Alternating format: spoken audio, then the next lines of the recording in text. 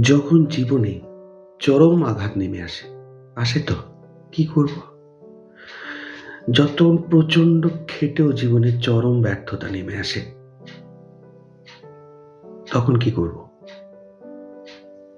যখন জীবনে নেমে আসে অবসাদ, কিছুই ভালো লাগে না, নিজেকে ছোট মনে হয়, সবকিছু সম্পর্কে একটা উদাসীন ভাব এসে যায়।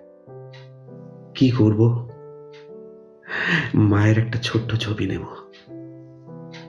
মায়ের দিকে তাকিয়ে আমি সব কথা বলবো, সব। তাতে যদি দু ফোঁটা চোখের জল পড়ে, পড়ুক, কিন্তু মা আমার মা।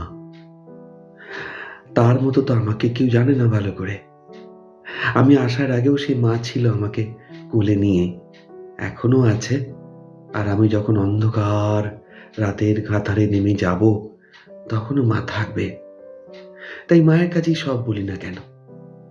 তারপর ছবিটা বুকের মধ্যে রেখে আমি অনুভব করব মা আমাকে আশ্রয় দিচ্ছেন।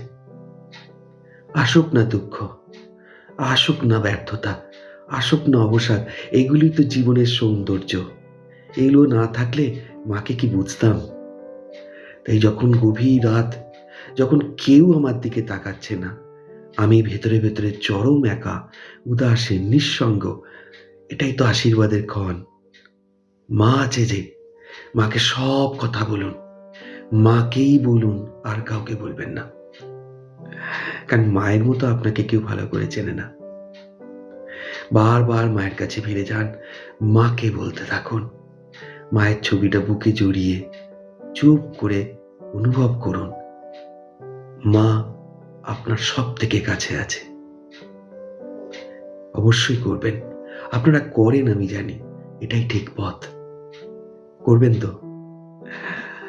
জয় মা শারদা, জয় মা দুর্গা।